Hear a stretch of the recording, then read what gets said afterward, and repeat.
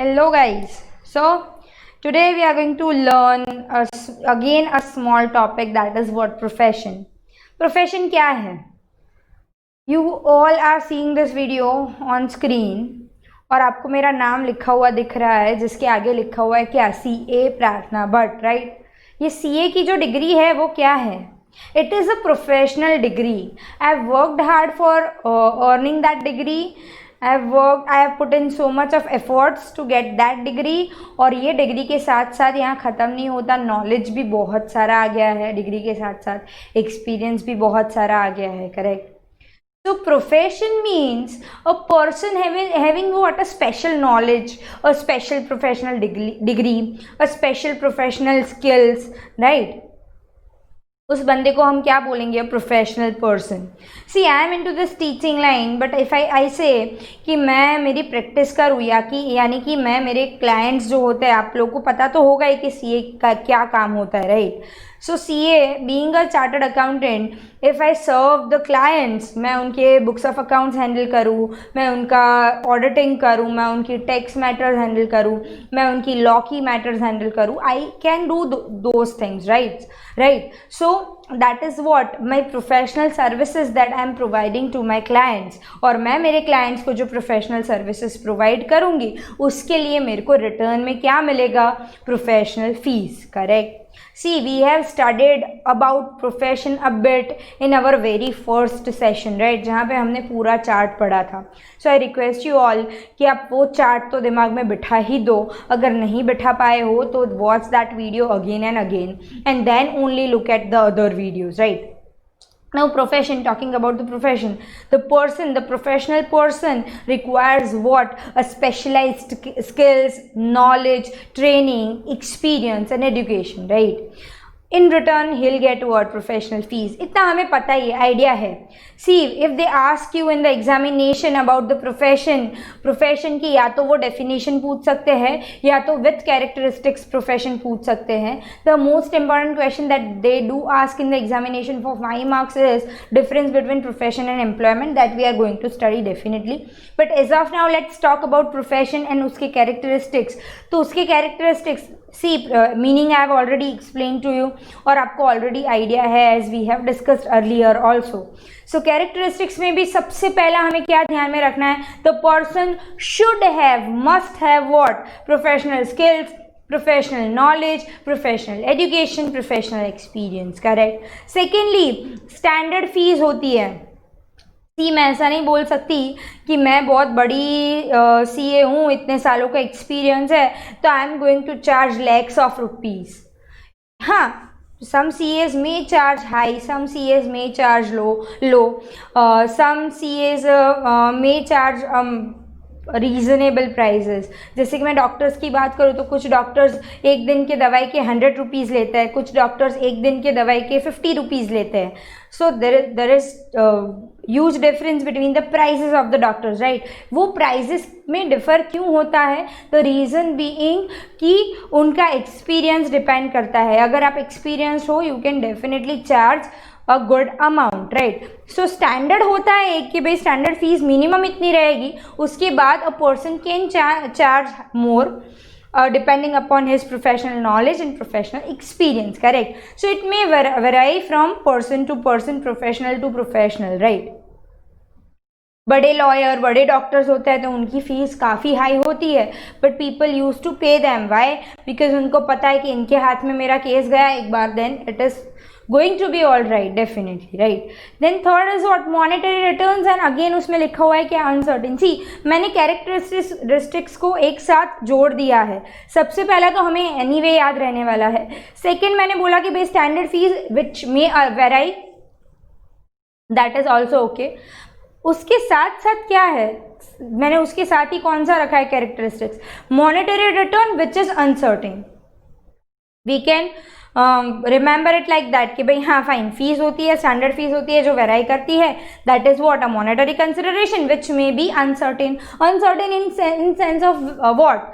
मैं ऐसा बोलूँ कि भाई मैं क्लाइंट को बोलूँ कि आप मेरे को फीस दे दो, but I can not go up to certain limits. मैं फिर बियॉन्ड सर्टेन लिमिट्स नहीं जा सकती कि मैं उसके घर पे जाके पहुँच जाऊँ कि मेरे को पैसे दे करके.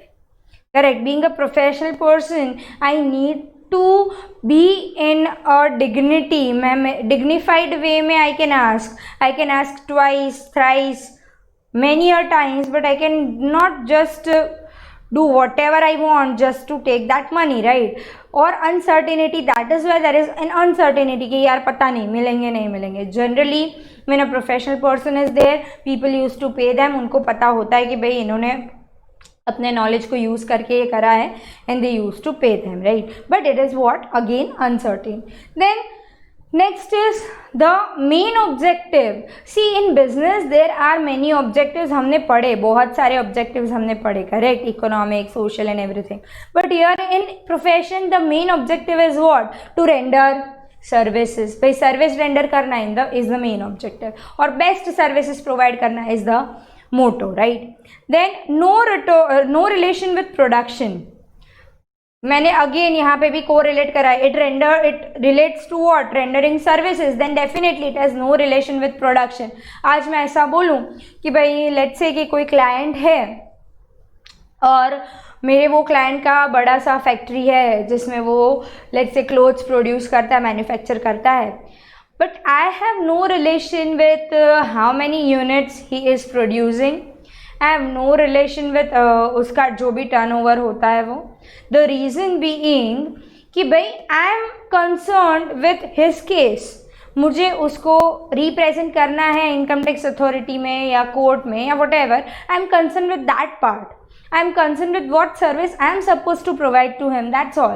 I am not at all concerned with how many units of clothes he is producing और उसका कितना turnover है, correct? So whenever we talk about profession, we can never talk about the production activity that is going on in a factory or something like that, right? चलो then.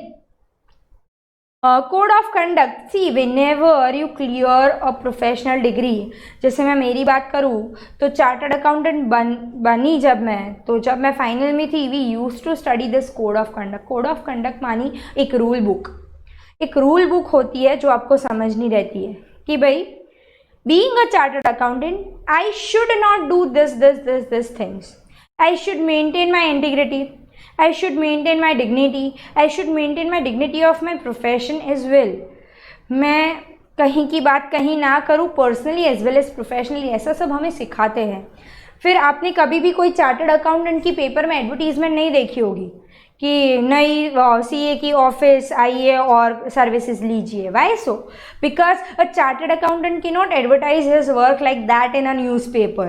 That is what, in a rule book. ये rule book में दिया हुआ है कि आप इस तरीके से एडवर्टीजमेंट नहीं कर सकते, right. So being a chartered accountant I have my own rule book, और मुझे वो रूल बुक में रहते हुए मेरा काम करना है. मुझे वो इंटीग्रिटी मेंटेन करते हुए मेरा काम करना है. Same way with doctors. When doctors are studying, उनके फाइनल ईयर में उनको भी ये कोड ऑफ कंडक्ट पढ़ना पड़ता है कि being a doctor I should not do this and that things. मुझे यहाँ पे सबसे पहले प्रायोरिटी पेशेंट की रखनी है, उसके बाद पर्सनल प्रायोरिटी रखनी है, right. So this is what the code of conduct says in each and every profession.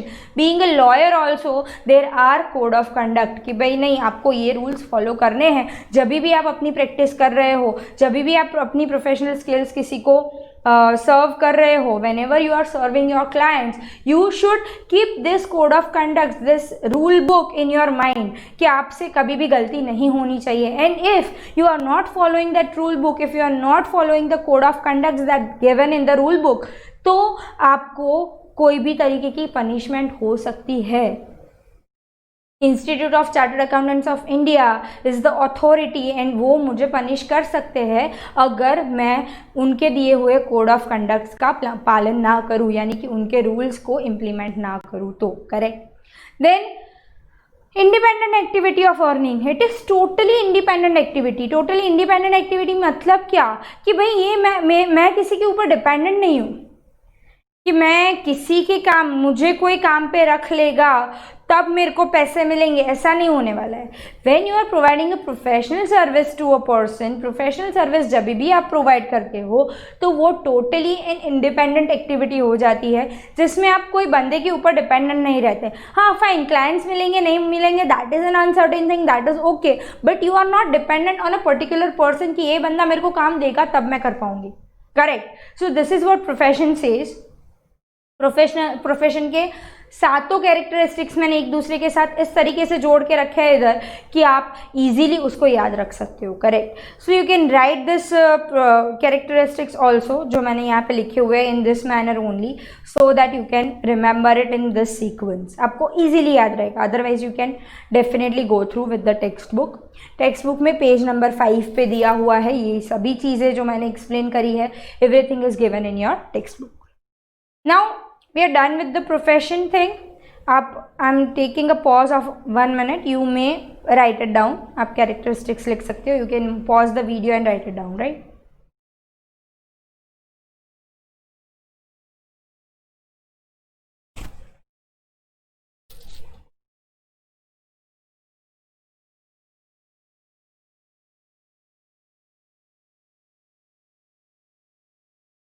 Now let's start with employment. Let's talk about employment. Employment क्या होता है? आप बोलोगे कि मैम हमें पता है एम्प्लॉयमेंट क्या होता है, हमने ये भी डिस्कस करा था जब हमने चार्ट डिस्कस करा था. एंड आई डेफिनेटली अग्री कि हमने जब चार्ट डिस्कस करा तो we discussed about employment is well. अब एम्प्लॉयमेंट का मतलब क्या, तो मैंने लिखा हुआ है इधर क्या, job. Definitely it is a job. You are working under someone, right? So it is your job. An economic activity in which a fixed return like salary on contract basis. Definitely आप कहीं पे भी job करोगे तो आपको कुछ bond या कुछ कॉन्ट्रैक्ट या कुछ रिटर्न डॉक्यूमेंट साइन करना रहता है. भाई now you are an employee of this company, you are supposed to serve us like this and that, your salary will be like this which is fixed, जो हम आपकी बढ़ाएंगे after certain time period. So that is fix thing कि भाई ये सब चीज़ें रहती है. तो एम्प्लॉयमेंट के बारे में भी हमें पता है. अब उसकी कैरेक्टरिस्टिक्स अगर हम देखें तो जो हमने डेफिनेशन में देखा ना उससे रिलेटेड ही है. देखो कैरेक्टरिस्टिक्स में सबसे पहला क्या दिया हुआ है, fix salary in relation to physical and mental work. सीधी बात, in return to of physical and mental work. सीधी बात है, आप मेंटल कोई वर्क कर रहे हो, जैसे मैं मेरी बात करूँ, if I go to a school and teach to the school children, तो मेरी सैलरी फिक्स हो जाएगी स्कूल में. करेक्ट. क्योंकि मैं क्या कर रही हूँ, मैं कोई फिजिकल एक्टिविटी वहाँ पे नहीं कर रही हूँ, पर I am using my mind, I am using my mental capacity and I am doing my mental work. तो उन्होंने क्या करा है, मेरी एक सैलरी फिक्स करके रख दी है कि भाई this is your salary and you are suppose to teach to our children, right? Mental work की बात तो चलो समझ में आ गई. फिजिकल वर्क, काफ़ी सारे ऐसे काम होते हैं, जैसे कि इंडस्ट्रियल यूनिट है, मैन्युफैक्चरिंग यूनिट है, तो उसमें काफ़ी वर्कर्स की ज़रूरत रहती है. मैंने आपको वेजेस के बारे में पढ़ाया था कि भाई सैलरी एंड वेजेस हम किसको देते हैं, जो हम वर्कर्स को डे टू डे बेसिस पे देते हैं, राइट? कि दिन का इतना भाड़ा तेरा या इतना wages, right? That is known as wages. तो हम किसी के पास से फिजिकल एक्टिविटी करवाए, कुछ सामान इधर से उधर डलवाना, या such activities are there in the manufacturing units and big factories and all. So वहाँ पे भी क्या होता है, एक fixed remuneration you are suppose to pay, fixed pay you are suppose to pay. Then second is additional benefits like allowances, bonus etcetera. Definitely see Diwali पे employees को bonus मिलता है. आपके घर पे सर्वेंट होगा ना, तो आपके पेरेंट्स उनको भी बोनस देते होंगे. When you are employing the employees, आपके अंडर में वर्कर्स काम कर रहे हैं, लोग काम कर रहे हैं, स्किल्ड एम्प्लॉयज़ काम कर रहे हैं, in that case also you are suppose to give them certain allowances. आप बड़ी बड़ी कंपनीज में देखोगे तो वो लोग तो घर के लिए भी पैसे देते हैं कि भाई मैं आपको अहमदाबाद से मुंबई भेज रहा हूँ, तो ये आपको रहने के पैसे एक्स्ट्रा अलाउंसेस, काफ़ी सारे एक्स्ट्रा पैसे देते हैं, एक्स्ट्रा बेनिफिट्स देते हैं. अगर आपकी बहुत अच्छी वाली जॉब हो और बहुत स्किल्ड एम्प्लॉय हो अगर आप, तो आपको गाड़ी भी देते, गाड़ी की सर्विस देते हैं विद ड्राइवर. आपने सुना होगा कि car is there with driver और बंगलो इज़ देयर. ये सब चीज़ें मिलती है, कब मिलती है, when you are a skilled person, right? So such additional benefits are also available when you are in employment. Then third is to perform the assigned work as per the contract. See, when you are in an employment, you are given with the assigned work.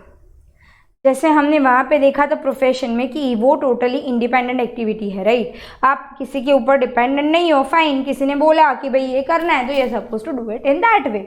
So in employment it is totally a dependent activity. You can see on the 5th point also. Connect हो रहा है कि भाई आपको जो काम assign किया गया है, आपको जो बोला गया है कि आपको ये चीज़ें करनी है, then you are suppose to do it in that manner, that's all. आपकी एक्स्ट्रा कोई रिस्पॉन्सिबिलिटी नहीं बनती है, you are assign with the work and you are suppose to do it in that way only, right. चलो, जैसे मैं बोलूँ कि भाई स्कूल में पढ़ाने गई, अब 11th और 12th में मैं वहाँ पे पढ़ा रही हूँ अकाउंट्स, मुझे OCM इतना अच्छा आता है, तो I can not go and teach OCM कि चलो आज मेरे को OCM की इच्छा हो गई, चलो मैं OCM पढ़ाऊँ। ऐसा नहीं होता। I need to teach what they have assigned to me, they have assigned accounts to me, then I need to teach accounts only, I can not go there and start teaching OCM, right. So this is what employment means. उसकी characteristics में ये बड़ा point role play करता है। Then next is qualification, working hour, retirement, benefits etcetera are predetermined. See whenever you are doing a job, आप जब भी अपनी जॉब के लिए बात करने जाते हो, इंटरव्यू देने जाते हो या फाइनल करने जाते हो, on that point of time only they fix everything. वो आपकी सैलरी फिक्स कर देते हैं, वो आप कितने टाइम आवर्स देने वाले हो यहाँ पे ये फिक्स कर देते हैं, आपको वीक में या महीने में कितनी छुट्टियाँ मिलेगी ये फिक्स कर देते हैं, आपको अगर कुछ एक्स्ट्रा अलाउंसेस मिलेंगे, एक्स्ट्रा बेनिफिट्स मिलेंगे तो वो भी फिक्स कर देते हैं। And in government jobs also the retirement age is fixed. Retirement के बाद कुछ अगर बेनिफिट्स देने वाले हो तो वो भी फिक्स्ड है। So at the very time when you are entering for a job, you are being finalized as an employee in a company, at that very point of time they fix everything about you, they give you a fixed thing कि भाई आपके working hours ये है, आपकी salary ये है, आपको additional benefit ये मिलेगा, आपको इतने घंटे काम करना है, आपको ये चीज़ें करनी है, this is your work area, और आप ये एज पे रिटायर हो सकते हो, रिटायरमेंट के बाद आपको बेनिफिट इतने मिलेंगे। So everything is predetermined, fixed, right?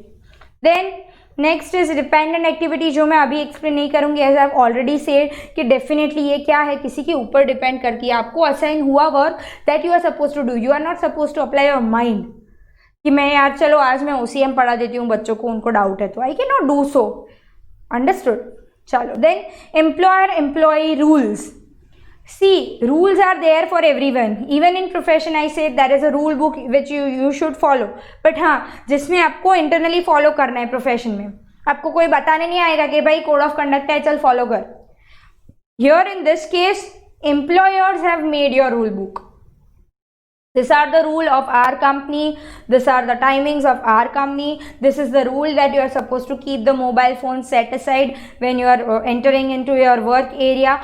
Such rules are made by the employers and everyone has to follow the same. So employer rule book is there, जिसमें जो rules बनाए हैं employers ने, टॉप मैनेजमेंट में उन लोगों ने बनाए हुए रूल्स एम्प्लॉयज़ को फॉलो करने रहते हैं विदाउट एनी फेल, और वो भी at the time of starting the job आपको बता देते हैं वो लोग कि this are the rules that you are suppose to follow. कुछ कंपनीज में ऐसा होता है कि this are the clothes that you need to wear, uniform होते हैं, अगर यूनिफॉर्म भी नहीं है तो क्लोथ्स के भी कुछ रेस्ट्रिक्शंस होते हैं कि this is how you are suppose to be presented, right. तो आपको वो सारे रूल्स फॉलो करने रहते हैं। Then no capital investments by employ. सीधी बात है ना, आप being an employ you are not suppose to give any kind of money to your employer. No capital investment मतलब आप सबको कैपिटल के बारे में पता है, anything that the owner is bringing in to the business to start और to run the business, correct. अब यहाँ पे आप ओनर ही नहीं हो, आप क्या हो, वर्कर हो, आप क्या हो, एम्प्लॉय हो, तो आपको कोई भी तरीके की कैपिटल, कोई भी तरीके का पैसा यहाँ पे जाके इन्वेस्ट करने की ज़रूरत नहीं है। There is not a single penny that an employ is suppose to invest in a company. Understood, समझ में आया। So this is what employment means. ये हो गया एम्प्लॉयमेंट के बारे में। I hope you are clear with both of this, that is profession and employment both, क्योंकि हमारे लिए दोनों ही इतने इंपॉर्टेंट है। क्यों? क्योंकि दोनों का डिफरेंस हमें पूछते हैं क्वेश्चन में। See if you can C in your text book page number 6, they have given the difference. There are 7 points. Comparison of business, profession and employment. ये तीनों का डिफरेंस यहाँ पे दिया हुआ है। अगर एक हम क्विक रिव्यू कर ले बिजनेस, प्रोफेशन एंड एम्प्लॉयमेंट के डिफरेंस का, ऐसे ये मैं आपको ना भी पढ़ाऊँ ना तो आपको आएगा। द रीज़न बीइंग हमने बिजनेस, प्रोफेशन एंड एम्प्लॉयमेंट तीनों को बहुत अच्छे से पढ़ा हुआ है। So now we can make out कि हाँ क्या कौन सा क्या है, correct. Just have a look, एक आइडिया ले लेते हैं डिफरेंस का भी, जो मैं टेक्स्ट बुक में से ही करवाने वाली हूँ. उसके लिए मुझे कुछ एक्स्ट्रा पॉइंट्स बनाने की ज़रूरत नहीं है. नेचर ऑफ वर्क, बिजनेस में it can be goods and services. Just a minute. Goods and services